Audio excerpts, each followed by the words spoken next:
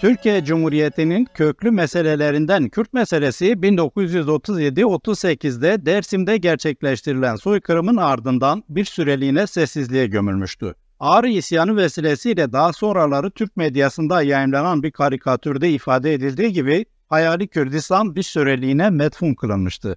Böylece Cumhuriyet'in Türkçe hevesi yerine getirilmiş gibiydi. Gibiydi diyorum çünkü aradan çok geçmeden aşağı yukarı 20 yıllık zaman zarfından sonra Kürt meselesi yeniden canlanmaya başlamıştı. Üstelik bu 20 yıllık zamanda da sonraki yılların büyük kalkışmasının işareti sayılabilecek bazı ufak kımıldamalar da olmamış değildi. Ancak esasen 1960'tan itibaren Kürt meselesi yeniden gündemin ilk sıralarında yer almaya başlamıştı. Bunun için neler yapıldığına dair önceki yayınlarda bazı hususları hatırlatmıştım. Sadece oldukça kısa bir özetten sonra esasen öncesi ve sonrasıyla 12 Mart 1971 muhtırası dönemindeki gelişmeleri ele alacağım. Kürtlerin Türklüğüne dair devlet aklının hikayesini bu kez de yargı pratiği üzerinden örneklemeye ve incelemeye çalışacağım. 1960'daki darbeden sonra bir genel af ilan edilmişti. Ancak Kürt politik tutsaklar bu afın dışında tutulmuştu. Yani 49'lar davası olarak bilinen davada tutuklu olan Kürtler kapsam dışında bırakılmıştı. Bununla da yetinmeyip darbenin hemen ertesindeki günlerde yüzlerce Kürt gözaltına alınmış, Sivas'taki kampa sürülmüştü. Haklarında cezalar verilmiş, bazıları da sürgüne yollanmıştı. Ayrıca başka bazı davalar daha açılmıştı. Öbür yandan Kürt muhalefetine yönelik suikast olarak değerlendirebileceğimiz saldırılar da söz konusu olmuştu. Örneğin 11 Temmuz 1965'te illegal olarak kurulan Türkiye Kürdistan Demokrat Partisi'nin lideri Faik Bucak'ın ölümü. Bucak 1960 darbecileri tarafından Sivas Kabakyazı kampına alınan yüzlerce Kürt illeri geleninden biriydi. Daha sonra 55 kişiyle birlikte sürgün edildi, hapiste yattı. Bütün bunlara rağmen 1965'te Kürdistan Demokrat Partisi'ni Türkiye'de kurdu. Ancak bir yıl sonra memleketi Urfa'da 4 Temmuz 1966'da silahlı saldırıya uğradı. Kaldırıldığı hastanede şüpheli biçimde yaşamını yitirdi. Aile mensuplarının defalarca medyada dile getirdiği iddialara göre silahlı saldırıda öldürülemeyince hastanede bir şekilde infaz ettiler. Peki kim bunlar? Ailesi için yanıt net. Kürt muhalefetinden rahatsız olan devlet bağlantılı güçler. Bu arada Faik Bucak'tan sonra Kürdistan Demokrat Partisi'nin başkanlığına Sait Elçi geçmişti. Aynı dönemlerde bir başka Sait, Doktor Şıvan adıyla bilinen Sait Kırmızı Toprak da başka bir Kürdistan Demokrat Partisi kurmuştu. Bu bir bakıma iki Sait'in rekabeti anlamına geliyordu. Ancak ikisinin de Güney Kürdistan'da en parlak dönemlerini yaşayan Molla Mustafa Barzani ile organik ilişkileri vardı. 1971'e gelindiğinde Sait Elçi şüpheli biçimde öldürüldü. Barzani bu ölümden Doktor Şıvan'ı sorumlu tuttu ve onu ile iki arkadaşını infaz etti. Bugün pek çok Kürt milliyetçisine göre bütün bu olanlarda Türkiye'nin bir şekilde parmağı bulunuyordu. Sonuçta 1960'larda pratik olarak mücadeleye hazırlanan Kürt muhalefeti önemli darbeler yemişti.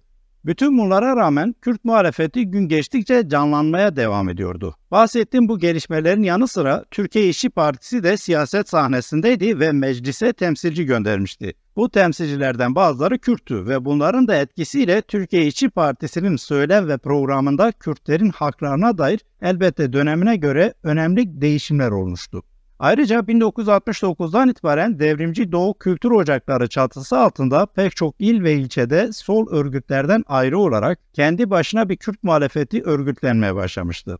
Bütün bu gelişmeler Türkiye'nin öteden beri en büyük tehlike olarak kabul ettiği, daha önceki yayınlarda da bahsettiğim gibi iç ve dış siyasetini buna göre her defasında yeniden dizayn ettiği Kürt meselesine işaret ediyordu ve 12 Mart 1971'deki muhtıranın temel gerekçelerinden birini, hatta bana göre en önemlisini kuşkusuz bu meseleyle bağlantılı gelişmeler oluşturuyordu. 12 Mart muhtırası sonrasında Türkiye İşçi Partisi, Kürt meselesine dair temsilcilerinin söylem ve eylemleriyle programındaki bazı maddeler gerekçe gösterilerek kapatıldı. Bizzat Kürt meselesinden dolayı kapatılan ilk partinin Türkiye İşçi Partisi olduğu da böylece söylenebilir. 1990'lardan bugüne değin bunun örnekleri çoğalacaktı. Muhtıradan önce ve sonra Kürt il ve ilçelerinde özellikle de köylere yönelik askeri operasyonlar yapılıyordu ve zulüm uygulanıyordu. En bilinen örneği Devrimci Doğu Kültür Ocakları'nın o dönemde gündeme getirdiği şekliyle komando baskınlarıydı. DDK'nın kurucularından Mümtaz Kutan bu baskınları şöyle tarif ediyor. Kürt ulusunun gelişen ulusal demokratik mücadelesi engellenmek isteniyordu. Komando harekatının mevzi bir baskı ya da saldırı olmadığı kesindi. Bütün Kürdistan çapında bir saldırı ve bu da alışılmış jandarma aracılığı ile değil, özel yetiştirilmiş komandolar tarafından bütün teknik gelişmiş araçlarla yapılmaktaydı. Dersim'den sonra uygulanan en kapsamlı insanlık dışı ve onur kırıcı görüntüler böylece tüyler ürpertiyordu. İnsanlara hayvan pisliği yediriliyor vesaire. Bu işkence, baskı ve kötü muamele sonucunda birçok arkadaşımız hayatını kaybetmiş ya da sakat kalmıştı.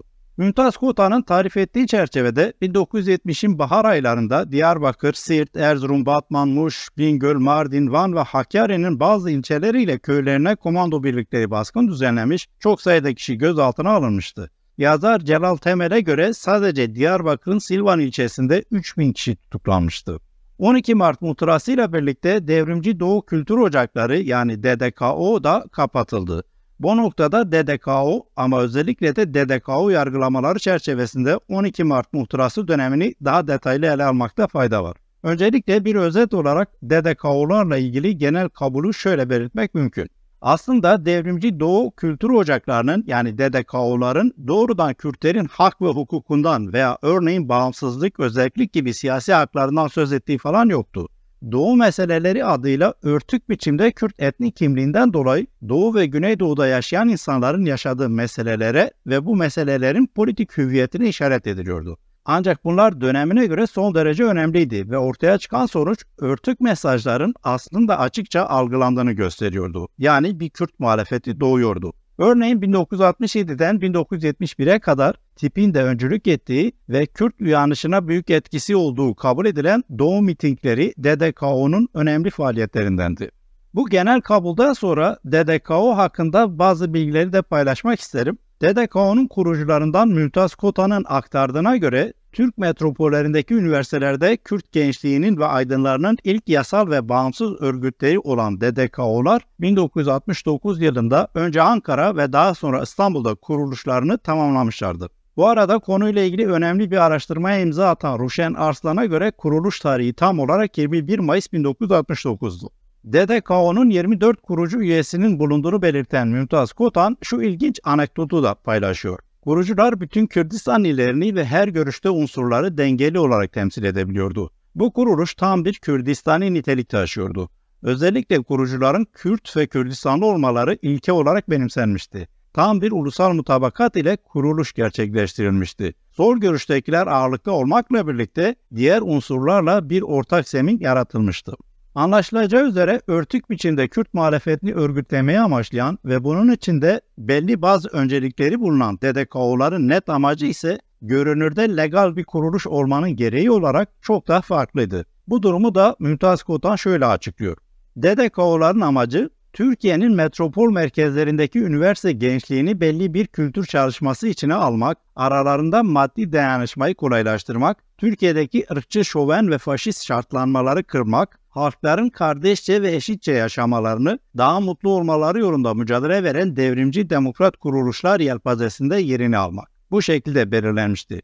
Teorik, ideolojik, kültürel konularda seminerler ve konferanslar düzenleyerek özellikle ulusların kendi kaderlerini tayin hakkı prensibiyle Türkiye açısından yeni boyutlar kazandırmayı hedef seçmiştik. Bu da Kürt ulusunun kendi kaderini tayin etmesi olarak algılanıyordu. Teorik soyutlamanın somuta indirgenmesi gerekiyordu. Doğu ve Güneydoğu yasal olarak seçilmiş aslında Kürdistan ifade ediyordu. Böylece bu bölgedeki olayları ırkçılık, faşizm, emperyalizm teorik ifadeler içinde yorumlamak gerekiyordu. Kürt kültürü ve dili üzerindeki baskıları giderek Kürt ulusunun demokratik taleplerini ve en önemlisi de bağımsız örgütlemesini devletin komando aracılığıyla baskınlarını siyasal bir içerikte açıklamaya, somutlaştırmaya çabalıyorduk. Bu konuları büyük tabuları yıkarak ortaya koyduk ve aydınlığa çıkarmış olduk. En azından her Kürdistanlı'nın kendi benliğinin farkına varmasını sağladık.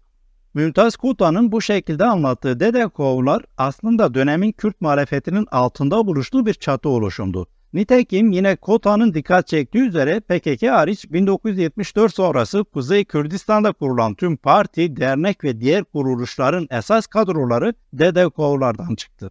Ancak aslında PKK'nın lideri Abdullah Öcalan kısa süreliğine de olsa DDKO ile bir sempatizan düzeyinde temasının bulunduğunu ifade ediyor.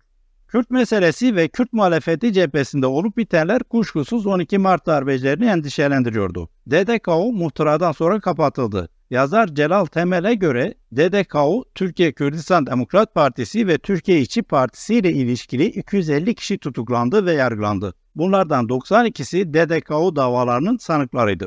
Bu şekilde 12 Mart darbecileri de Cumhuriyet'in kadim siyasetini ve yöntemlerini esas almışlardı. Tutuklamayla, zulümle ve baskıyla şişeye hapsedildiği varsayılan Kürt cininin bir daha çıkmaması için ellerinden geleni yapıyorlardı. Oysa cin çoktan çıkmıştı. Öbür yandan da 1960'daki 27 Mayıs darbecilerinin yaptıklarını tekrarlamaya devam ediyorlardı. Yani Kürtlerin aslında Türk olduklarına dair resmi tezi yeniden hakim kılmaya çalışıyorlardı. Bunun için yayın faaliyetlerine aralıksız devam ediyorlardı. Bu resmi tez elbette sadece propaganda veya siyasi söylem açısından işlevsel değildi. Aynı zamanda Kürtlerin ayrı bir millet ve bu nedenle ayrı haklara sahip olduğunu ileri sürenleri veya bunu ima edenleri cezalandırmak için de resmi politik söylem, hukuki söylem ve gerekçeye de dönüştürülüyor ve buna dayanılarak Kürtler cezalandırılıyordu. DDKO davaları bu açıdan tipik bir örnektir. Burada da dönemin Kürt meselesini açıklayabilecek en önemli vakalardan biri olduğu için bu kez de DDKO davalarından biraz daha detaylı bahsetmekte fayda görüyorum. 12 Mart 1971'deki muhtıradan sonra DDKO'ların kapatıldığını belirtmiştim. Ama aslında DDKO yönetici ve üyelerine yönelik devletin operasyonları muhtıradan önce zaten başlamıştı. Olup bitenlerin hikayesini de Mümtaz Kotan'ın anlattıklarından aktaracağım. Şöyle diyor. Sonunda devlet 16 Ekim 1970 tarihinde kapsamlı bir operasyon ile DDKO yöneticilerini legal, illegal ve ilişkili gördüğü birçok kişiyi gözaltına aldı. Vatan bölünüyor, Kürtçüler ortaya çıkmış, Barzani'den yardım alıyorlar, komünizmi getirecekler ve benzeri manşetleri bütün gazetelerin günlük işleri haline geldi ve bir dönem devam etti. Zaten kısa süre sonra 12 Mart 1971 darbesiyle karşı karşıya kalındı. DDKO örgüt binalarına ve yöneticilerinin evlerine saldırı biçiminde baskınlar, arama taramalar gerçekleştirildi. Bazı sahte belgeler buralara konularak bulunmuş gibi gösterildi. İlginç olan aynı belgeler birkaç kişinin evinde birden çıkmıştı. Sonradan tutanaklarda da deşifre oldu. Avrupa'dan gönderilen hatırladığım kadarıyla yüzlerce Kürtçe, türkü ve oyun havaları üzerinde Berlin'de doktora yapmış Ermeni asıllı birinin notalı kitabı da ele geçmişti. Aynı kitap birkaç yere konularak 3 yerde birden bulunmuş gösterildi. Posta kutusuna gelen bu kitaba dayanarak DDKO TRT'ye dava açacaktı. Hazırlıkları yapılıyordu. Çünkü TRT arşivindeki büyük çoğunluğu Kürtçe sözlerin çevirisi yapılıp Türkçe kayda geçen türkü ve şarkı müzik parçalarıydı. Bu çok önemliydi ama gereğini yerine getirmeye fırsat bulamadık. Ayrıca Fransızca Kürt Sorunu adlı bir broşür de yine birkaç yerde birden bulunmuş gösterildi. Tutuklanan DDKO yöneticilerinin yargılamaları önce Ankara 3. Ağır Ceza Mahkemesi'ne başlamıştı. İlk duruşma 29 Mart 1971'de yapıldı. O dönem cezaevinde bulunan dev genç sanıklarının tümü 12 Mart 1971 müdahalesiyle salıverilmişti. Ama ben yani Mümtaz Kotan ve diğer 3 arkadaşım bırakılmadık. Daha sonra 26 Nisan 1971 Balyoz Harekatı adı verilen bir müdahale gerçekleşti. Başbakan Yardımcısı Sadi Kocaş Sivas dönüşü verdiği demeçte yakında uzaktan herkesin gözaltına alınmasını istiyordu ve büyük operasyonlar oldu. Bu aynı zamanda darbe içinde darbeydi. 12 Mart 1971 müdahalesinde bakanlığı düşünenler bile gözaltına alındılar. Bu hareket ile birlikte birinci ve ikinci duruşma arasında bizleri yani DDKO tutsaklarını Diyarbakır'a naklettiler. Açıkça kurbanlık koyduk ama bunu onlara yedirmedik. Diyarbakır Sıkı Yönetim Askeri Savcısı böyle bir hazır dosya ile işe başlamış oluyordu. Önceden salı verilenler dahil birçok DDKO üye ve sempatizanı yöneticisi yeniden tutuklandılar ve Diyarbakır'da toplandılar. Bir gözetim evi kuruldu. Buranın doldurulması ve devletin ileri sürdüğü Kürtçülük ve bölücülük, komünizm için burada da davalar oluşturulması, kamuoyuna sunulması için hazırlıklar yapıldı. Evet, Mümtaz Kotan'ın DDKO davaları çerçevesinde söz konusu dönemde olup bitenlere hakkında aktardıkları böyle. Diyarbakır, Siirt illeri 1 Nolu Sıkı Yönetim Askeri Mahkemesi'ne başlayan DDKO davalarında geleneksel resmi söyleme uygun olarak savcılığın hazırladığı iddianamede Kürt diye bir milletin olmadığı ileri sürülmüştü. Savcının iddianamesinde Kürtlerin Türklüğünü ileri süren birkaç yerli ve milli kitap temel referanslar olarak kabul edilmişti. Bunlardan biri son derece ilginç ve önemlidir. İttihat Terakki Cemiyeti zamanında 1918'de Doktor Frisch imzasıyla yayımlanan Kürtler adlı kitaptan söz ediyorum. Bu kitap tespit edilebildiği kadarıyla ilk kez Kürtlerin Turan soyundan olduğu iddiasını içeren kitaptır ve İttihatçılar tarafından 1918'de yayımlanan resmi bir yayındır. Ancak 1990'lı yılların başında bu kitabın yazarının uydurma olduğu, yani Doktor Frisch diye birinin olmadığı ve tezlerinin de İttihat Terakki Cemiyeti'nin resmi söylemine ve politikasına göre uydurulduğu ortaya çıkarılacaktı. Bu konuyla ilgili birazdan bazı ayrıntılardan bahsedeceğim. Ancak bizzat İttihatçıların bu kitabı hakkında daha sonra ayrı bir yayın yapacağım.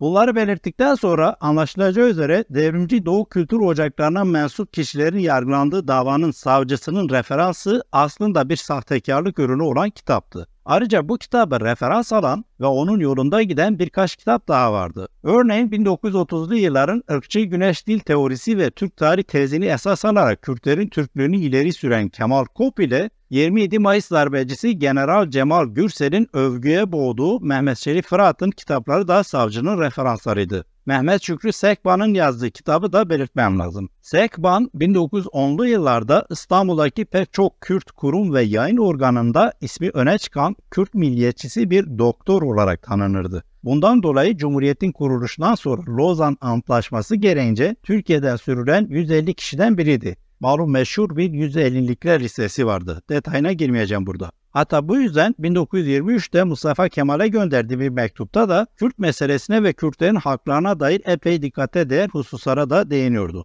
Ancak Irak'ta Sağlık Bakanlığı gibi çeşitli görevlerde de bulunduğu bu sürgün yıllarında Sekban'ın fikirleri değişmiş ve 1933'te Paris'te Kürtlerin aslında Türk soyundan geldiklerini vaaz eden bir kitap yazarak yayımlatmıştı. Elbette tesadüf sayılamayacak kadar ilginç bir dönemde kitabını yayınlamıştı. Yani Mustafa Kemal'in 1933'te ilan ettiği af ile aynı dönemde. Ve nitekim aftan yararlanan Sekban Türkiye'ye dönmüştü. Bu dönüşün kefareti olarak Şükrü Sekban'ın yazdığı kitap yaklaşık 40 yıl sonra Kürt milliyetçilerinin yargılandığı DDKO davalarında devletin tezine dayanak gösterilerek iddianamede yer almıştı. Haliyle bu kaynakları esas alan iddianamede belirttiğim gibi savcılık Kürt diye bir kavmin olmadığını, bunların Türk olduğunu anlatmıştı. Akademisyen Mesut Yeğen bu konuyla ilgili olarak şöyle yazıyor. DDKO davasının savcısı Kürtlerin namevcut bir ırk olduğu konusunda kendisinden öylesine emindi ki hazırladığı iddianame Kürt adlı bir kavimden söz edilemeyeceğine dair tarihsel antropolojik bir tez niteliği taşımaktadır. Savcıya göre tarihin hiçbir döneminde Doğu illerimizde bugünkü sakinlerini tortu olarak bırakacak yabancı bir göç olmamıştı. Dünyada Kürt diye adlandırılabilecek başlı başına yabancı bir ırk da yoktur. Tabi savcının hazırladığı iddianamenin tarihsel antropolojik bir tez niteliğinde olup olmadığı tartışmalıdır. Bence hiç de değildir ve bu kadar abartılı bir nitelemeyi hak etmiyor. Doğrusu bir safsata dense daha yeridir. Neden böyle dediğimi anlatacağım tabii ki.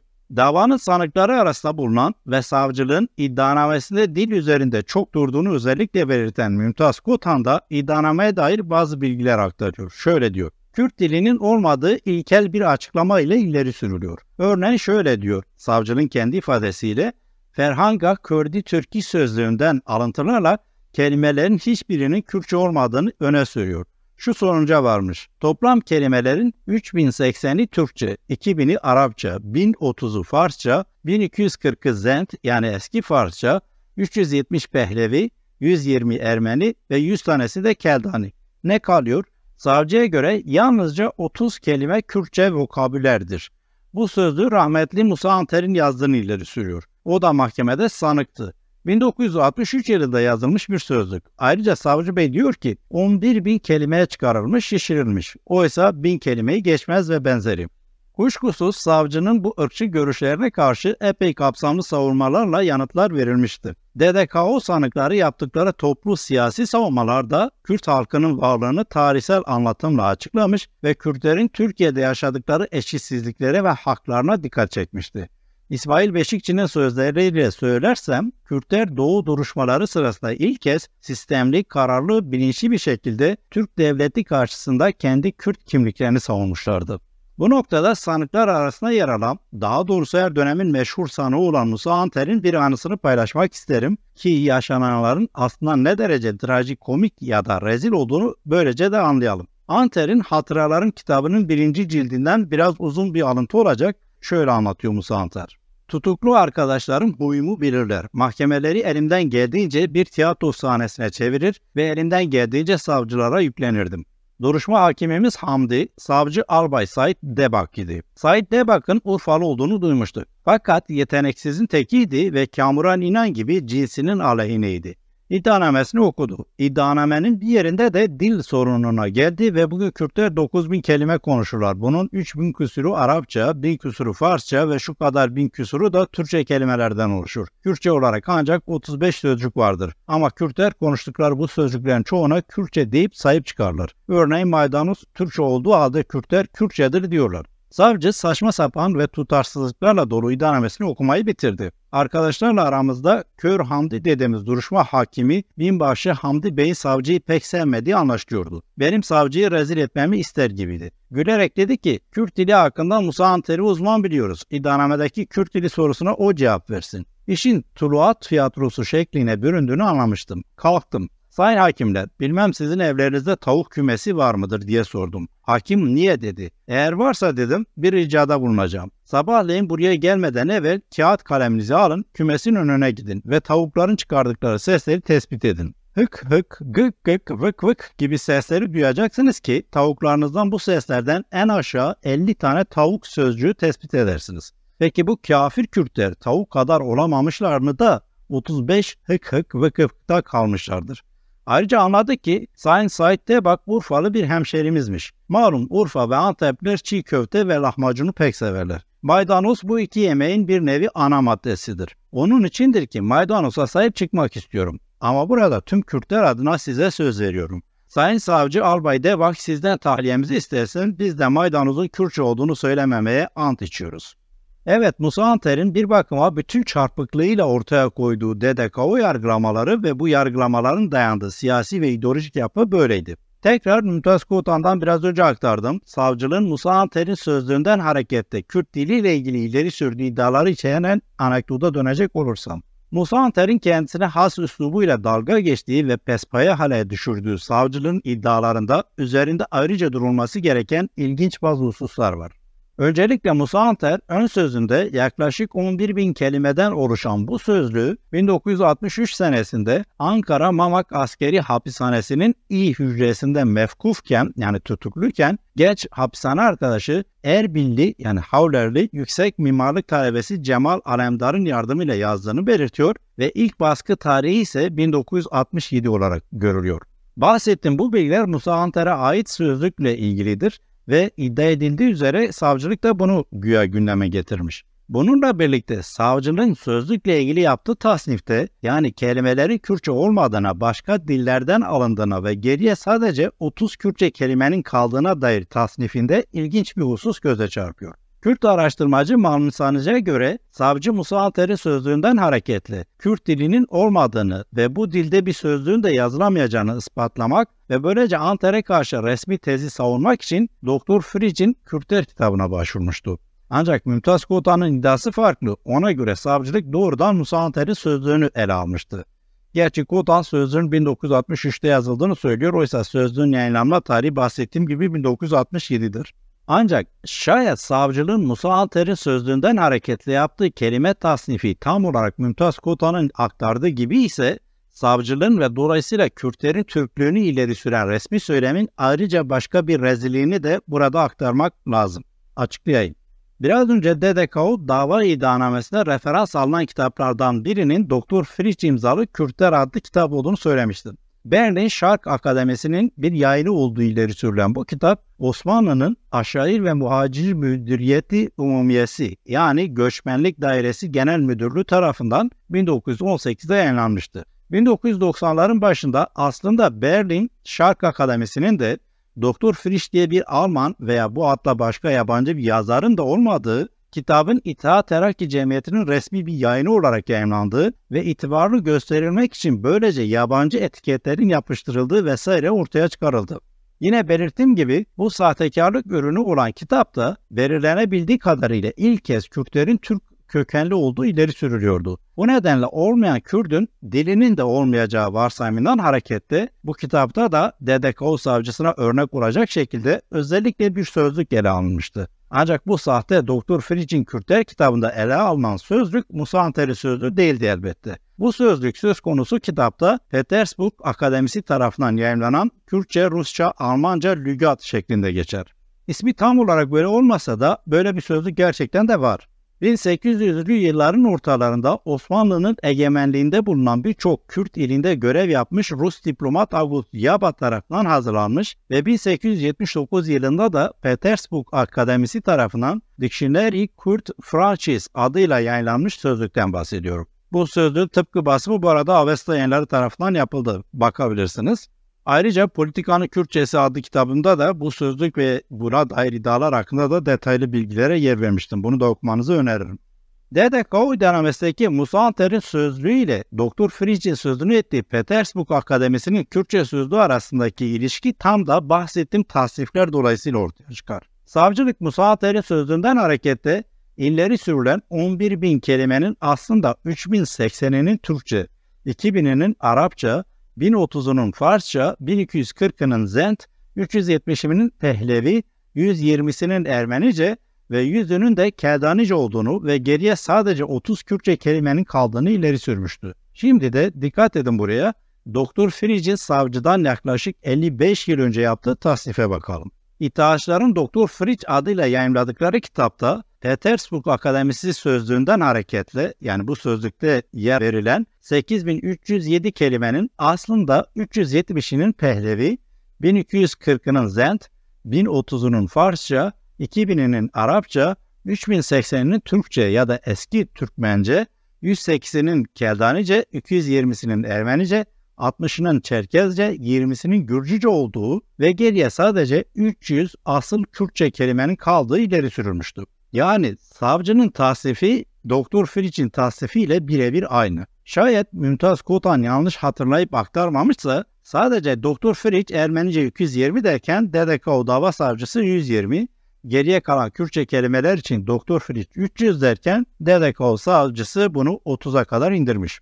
Bu durumda savcının gerçekten Musa Anter'in sözlerini oturup detaylı incelemediği kesinlik kazanıyor ki zaten buna kuşku yok. Dolayısıyla dikkatinizi şuna çekmek istiyorum. DDKO savcısı da yıllardan beri tekrarlana gelen bir resmi ezberden hareket etmişti. Bu ezber daha önce bahsettiğim gibi DDKO dava savcısına esin kaynağı olan diğer isimler ile Kürtlerin Türklüğünü ileri süren başka birçok kişinin yazdıkları kitaplar ve makalelerde tekrarlayıp durdukları bir ezberdi. Doktor Friç'in kitabı yani İttihat Terakki Cemiyeti'nin bu yayını ilk kez DDKO savcısı tarafından referans alınmıyordu. Ondan önce de neredeyse Kürtlerin Türklüğünü savunan bütün isimler tarafından temel bir kaynak olarak zikredilmişti. Sonrasında da durum değişmeyecekti. Üstelik bir başka skandal pahasına bu ezber tekrarlanıyordu. Bu skandal da şuydu. Doktor Friç, Petersburg Akademisi'nin sözündeki kelime sayısını 8307 olarak belirttikten sonra bunların ne kadarının hangi dile ait olduğunu tasnif ediyordu. Biraz önce aktardım. Ancak bu tasnif edilmiş kelimelerin sayısı toplandığında ise bu kez başka bir rakam ortaya çıkıyordu. Yani Petersburg Akademisi'nin sözünde 8307 değil de 8428 kelime vardı. Yani onların tasnifine göre. Daha doğrusu Doktor Friç'in tasnifi aslında bu sonucu veriyordu. Elbette bu çarpıklığı ilk kez Celadet Ali Bedirhan 1933'te Mustafa Kemal'e yazdığı meşhur mektubunda ortaya koymuştu. Ancak ne yazık ki Celadet Bedirhan gerçekte Friç diye birinin olmadığını bilmiyordu. Bu yüzden gerçek bir muhatap olarak kabul etmişti. Böylece Friç'in iddiaları üzerine bizzat söz konusu sözlüğü edinen, detaylı biçimde bunu inceleyen ve sonuçlarını verili biçimde mektubunda yazan Bedirhan, Mustafa Kemal'e hitaben haklı olarak şöyle sesleniyordu. Burada Doktor Friç ile muhaririniz arasında kalan ve cidden ilmi rencide edici ve onun için çirkin olan büyük bir yalan var. Bedirhan'ın dediği gibi İttihatçılar tarafından çirkin olan büyük bir yalan uydurulmuştu. Üstelik oldukça özensiz ve pespaya bir biçimde bir yalan ortaya atılmıştı. Bu yalan onlarca yüzlerce kez resmi söylemin savunucuları tarafından tekrarlanmıştı. Ancak Kürtlerin Türklüğünü ileri süren bu zatlar o kadar rahatlardı ki ileri sürdükleri bir rakamı bile doğru dürüst toplama gereği duymuyorlardı. Nihayetinde onlar için ileri sürülen safsata önemliydi. Gerisi işin sosuydu. Nihayetinde Kürtlerin Türklüğünü kabul ettirmek veya en azından propaganda edip bundan menfaat sağlamak yetiyordu onlara. Daha basit bir matematik problemini, yani toplama çıkarma işlemini bile çözemeyen birinin yaptığı, hadi öyle diyelim, hatayı mutlak doğru kabul edip habire tekrarlayan bu birinci zatlar Kürtler hakkında ahkam kesebiliyorlardı. Şimdilik DDKO davası ile ilgili skandallara bir ara verip bir örnek vakaya daha bakmakta fayda var. Sonraki yayının konusu da bu olacak.